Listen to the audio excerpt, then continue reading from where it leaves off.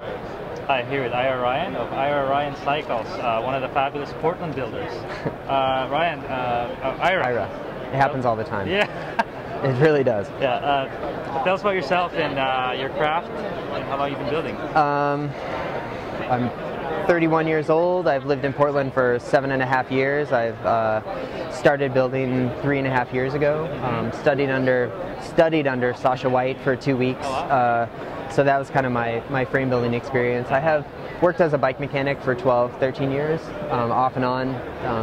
That's kind of where developed a lot of my mechanical aptitude, right. Which is, I wouldn't be where I am today if I didn't have the bike mechanic experience. Right. So, yeah, I don't know. I build full-time in Portland, Oregon, ride, commute by bike every day, everywhere. Right. This is actually my daily ride. Right. So, yours, huh? You've been riding it for 365 days now. This was my show bike for the 07 show. Wow. So it's yeah, it's so unlike it's the anti-clean, it's a bike that actually gets used. It's really one of the big components, or one of my big inspirations for bikes is bikes that get used, bikes that actually get ridden. I never want to be known as the guy who builds the bike to hang on the mantle. Right.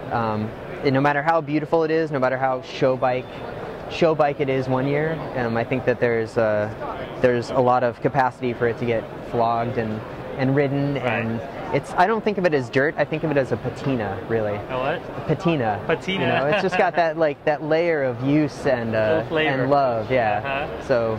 So tell us about the bike. The bike. Primarily, I do mostly lugged steel. I do a small amount of fillet brazed. I do a couple lightweight road bikes, track frames, fillet brazed for some racers. But primarily, this is a pretty good example of what I do on a regular basis. So lugged geometry, or lugged frame, simple road touring geometry. This particular one, since it was a show bike for last year, has a integrated bar and stem, and then in addition to that, it also has the integrated brake levers all brazed together at the same point. So you made those? Yeah, I pretty much fabbed everything, put it all together. So it took a long time. The other big thing about this bike that I really like is the rack on the front. So just it's like going in hand with the using your bike every single day for more than just riding back and forth to work. You can actually have some sort of carrying capacity with this, right. Which works out really well. Once you have a rack on your bike, it's really hard to go backwards.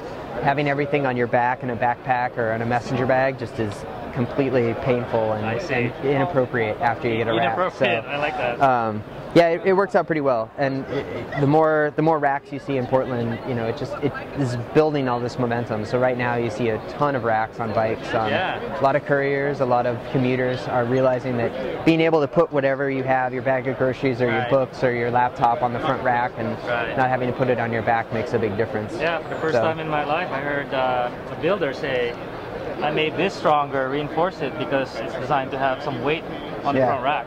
Front capacity. That was, completely enlightening to me. Yeah, think of it that way.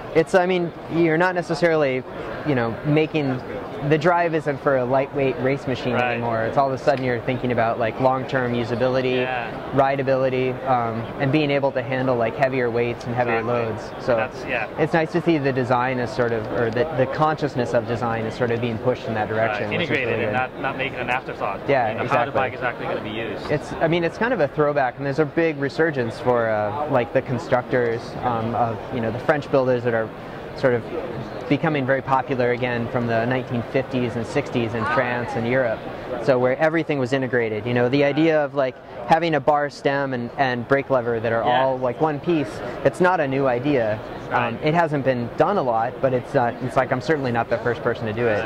And then integrating the racks and lights and fenders and everything like that. It's basically having a whole concept of the bike and design rather than just building the frame and fork and then putting all these other bits on it. Not have a bunch of add-ons, like lights or bells. I mean, that's what's amazing about the show is that there's just so many different levels of that understanding and those design concepts. And we're all, we're all competitors, but on the other hand, we're all sort of pushing each other to out-design and out-think each other. So it's good. It shows there's a lot of inspiration that happens at a show like this. The designer's eyes light up because, oh, I get to design it with lights in or with a generator. And,